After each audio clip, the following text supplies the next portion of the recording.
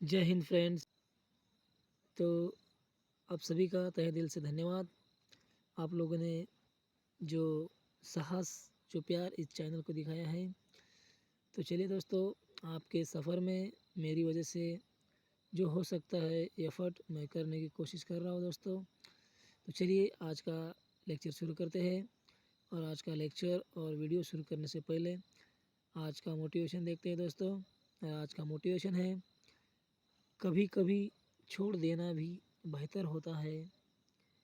जैसा कि वो सवाल जिसका जवाब ना हो, वो हाथ जो वक्त पर साथ ना दे, वो रिश्ता जो कदर ना करे, वो प्यार जो सिर्फ मतलब के लिए जुड़ा रहा हो। तो दोस्तों, ज़िंदगी में हमारे कुछ ऐसे सवाल होते हैं, ऐसे लोग होते हैं जिसे हमें वक्त पे अगर हमें उसे छोड़ देंगे तो हमारे ज़िंदगी में आने वाले जो आगे के दिन है या आने वाला जो समय है वो बहुत ही बेहतर होगा दोस्तों। ठीक है, तो कभी कभी आपको जब लगे कि यार मेरे लिए ये चीज़ सही नहीं है, तो उसे समय पे छोड़ देना बहुत ही अच्छा होता है दोस्तों। ठीक है, और ज़िंदगी में हमारे निर्णय जिसे हम डिसीजन कहते हैं, वो डिसीजन ही होते हैं जो हमारे आने वाले ज़िंदगी में हमारे रास्ता बन जाते हैं, जो हमारी ज़िंदगी बेहतर करते हैं दोस्तों। ठीक है, तो इस मोटिवेशन कोट को जो है आप हमेशा आपकी ज़िंदगी में अमल लाने की कोशिश करेंगे, उसका यूज़ करेंगे दोस्तों। ठीक है, तो चलिए दोस्तों, आज के जो सवाल है जो PYQ यानी कि प्रीवियस ईयर क्वेश्चन है, उसे हम देखने की कोशिश करते हैं दोस्तों। ठीक है, जो आने वाले एग्ज़ाम में आपके लिए बहुत ही महत्वपूर्ण साबित होंगे। तो आज का पहला सवाल है और इस लेक्चर सीरीज का 22वां सवाल है दोस्तों। तो सवाल इस प्रकार है कि भारत में परमाणु ऊर्जा गतिविधियों की निगरानी के लिए भारत में परमाणु ऊर्जा गतिविधि के लिए परमाणु ऊर्जा आयोग की स्थापना कब की गई थी? ये सवाल शॉर्ट में भी पूछा जा सकता था दोस्तों। ठीक है, जैसे कि भारत में परमाणु ऊर्जा आयोग की स्थापना कब की गई थी, ऐसा भी पूछा जा सकता है, लेकिन थोड़ा सा घोल मिल के पूछा गया है।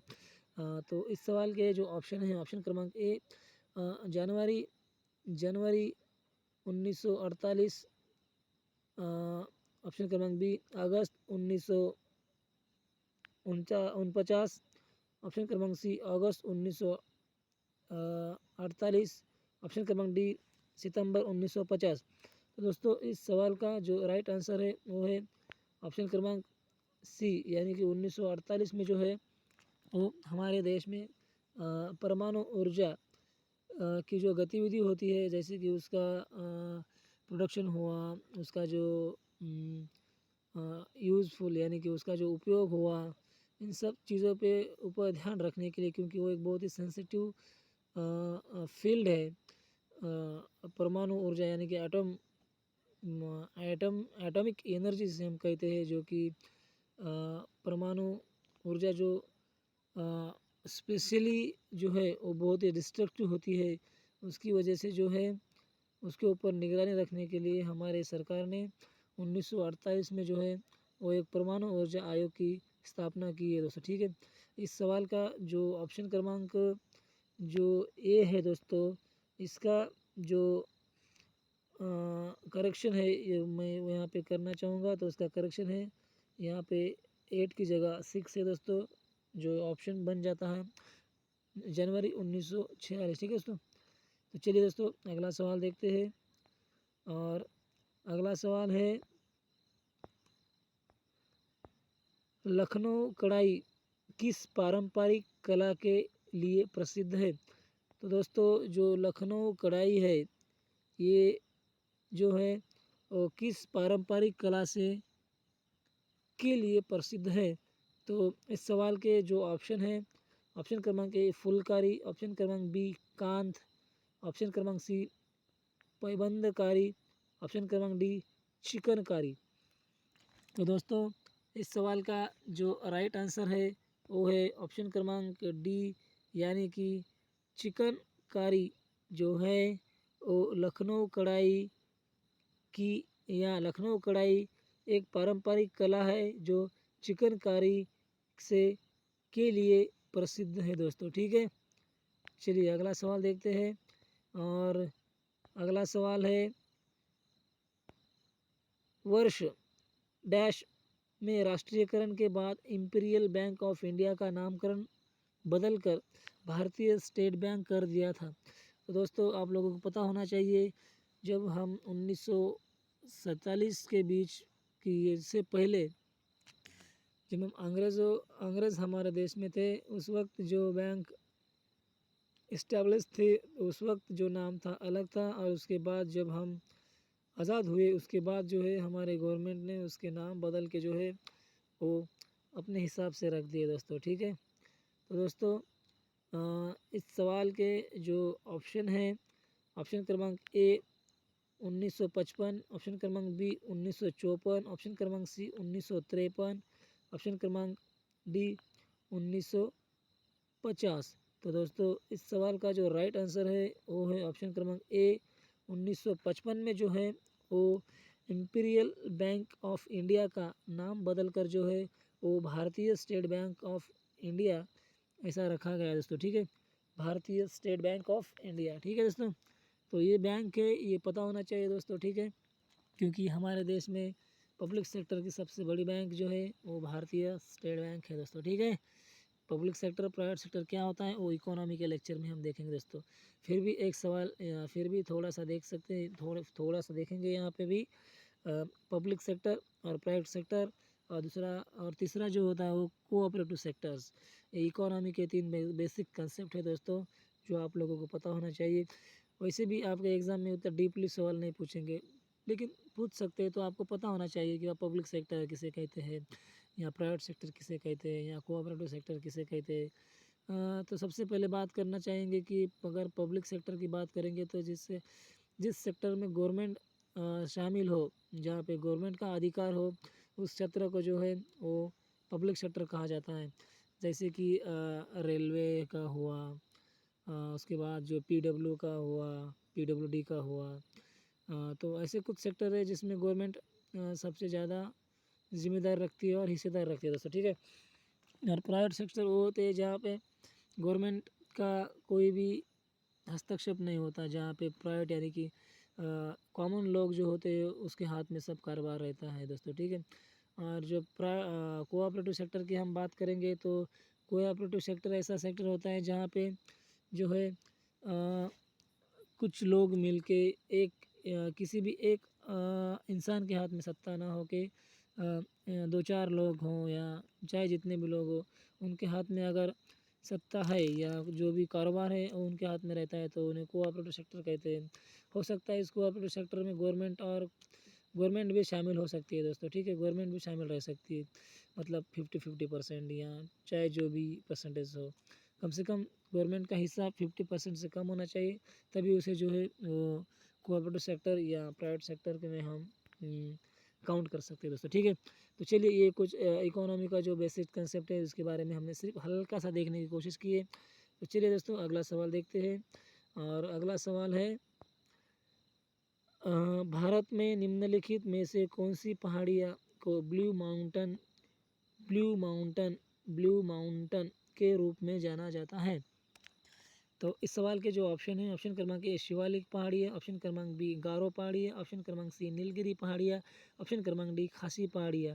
तो दोस्तों इस सवाल का जो राइट आंसर है वो है ऑप्शन क्रमांक डी, यानी कि जो नीलगिरी की जो पहाड़ियाँ है उसे जो है वो हमारे देश में ब्लू माउंटेन के रूप में जाना जाता है दोस्तों। ठीक है, तो आप कमेंट बॉक्स में बता पाएंगे कि ये नीलगिरी की पहाड़ियाँ जो किस राज्य में स्थित है दोस्तों।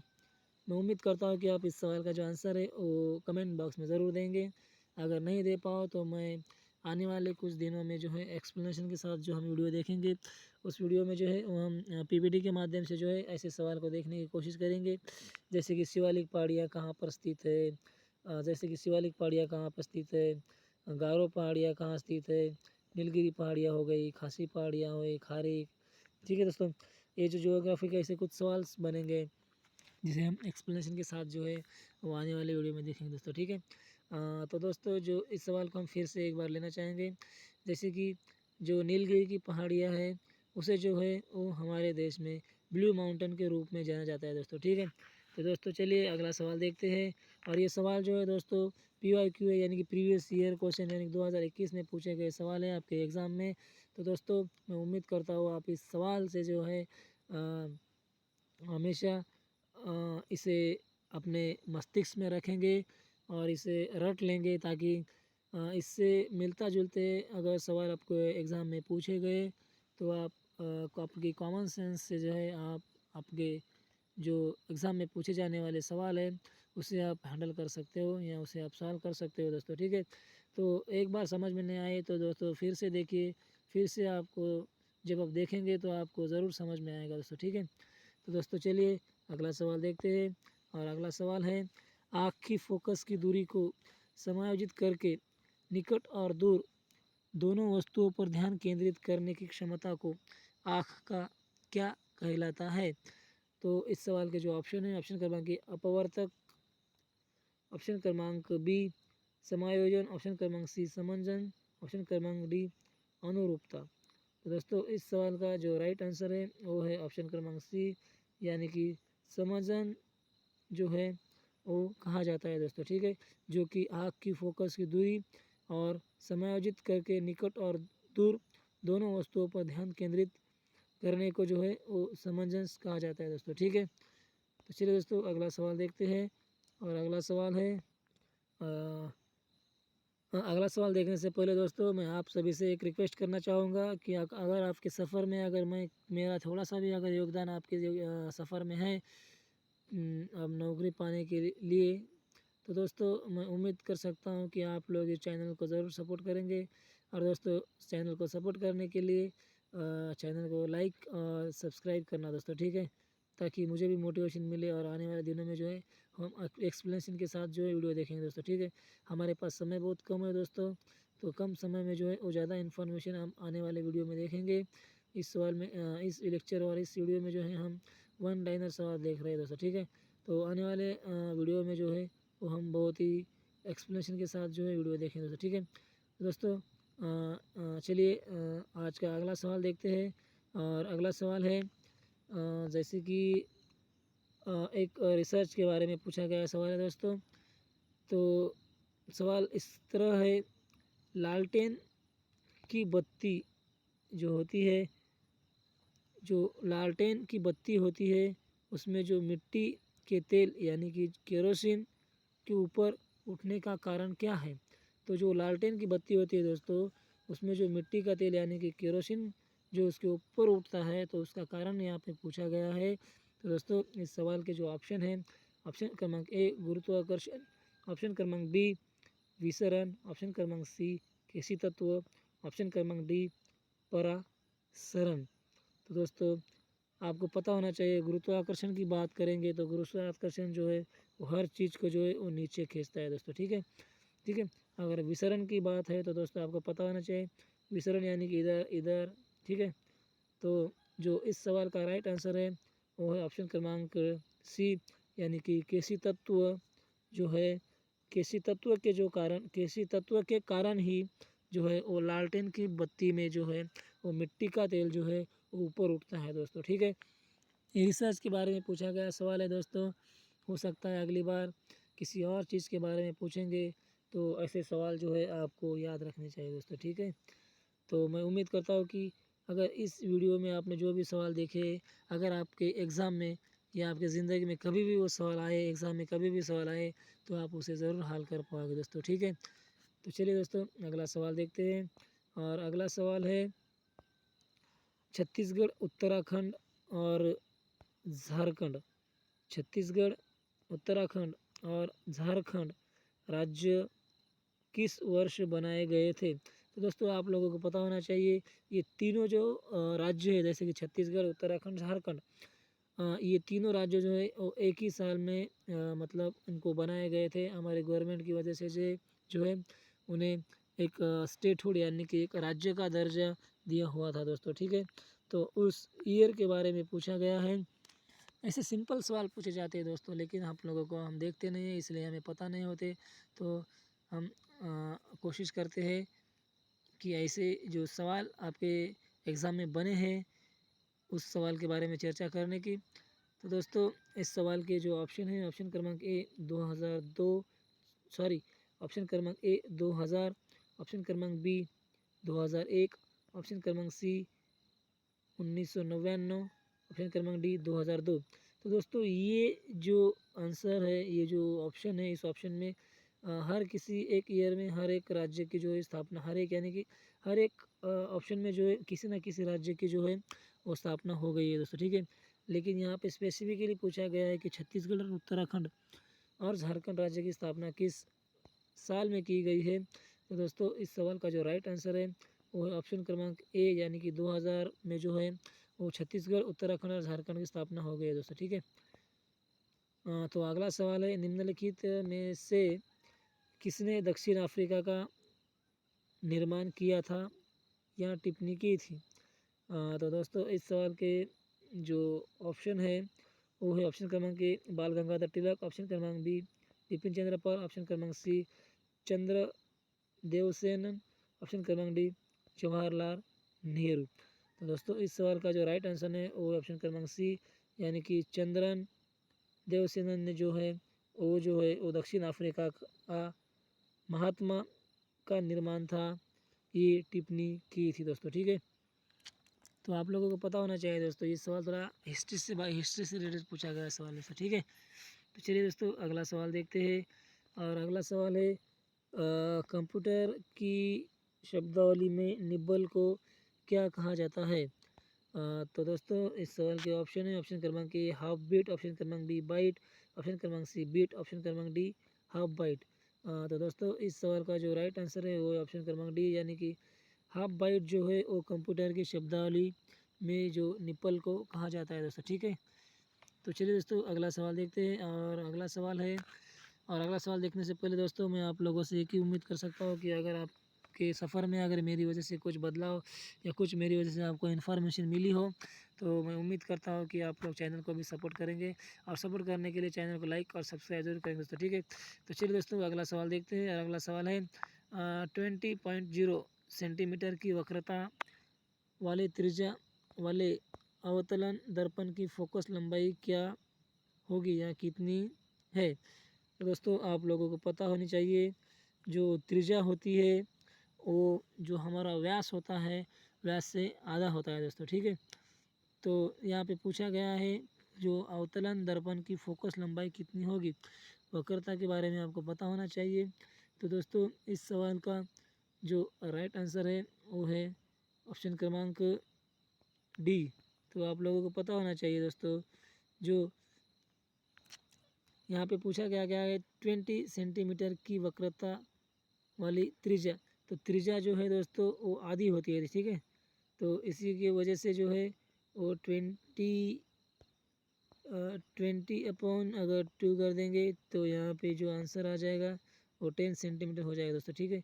क्योंकि इसका जो फार्मूला ही बन सकता है, जो त्रिज्या होता है वो आर अपॉन व्यास, ठीक है। तो आप लोगों को ये पता होना चाहिए दोस्तों, ठीक है। जिसे हम क्या कह सकते हैं, आर अपॉन डायमीटर, ठीक है। तो दोस्तों चलिए मैं उम्मीद करता हूँ कि आज के जो सवाल हैं जो आप लोगों को समझ में आए होंगे। आने वाले दिनों में जो है दोस्तों मैथ के बारे में जो है हम प्रॉपर तरीके से जो है हम एक्सप्लेनेशन के साथ वीडियो लाएंगे, जो आपके एग्ज़ाम में बहुत ही महत्वपूर्ण साबित होंगे दोस्तों, ठीक है। तो चलिए दोस्तों उम्मीद करते हैं कि आज का वीडियो आप लोगों को अच्छा लगा होगा। तो आने वाले दिनों में जो है वो हम कोशिश करेंगे अच्छी पीपीटी के माध्यम से जो है आप तक पूरी प्रॉपर इन्फॉर्मेशन पहुँचाने की दोस्तों, ठीक है। तो चलिए दोस्तों मिलते हैं अगले वीडियो में, तब तक के लिए पढ़ते रहिए, बढ़ते रहिए। जय हिंद दोस्तों।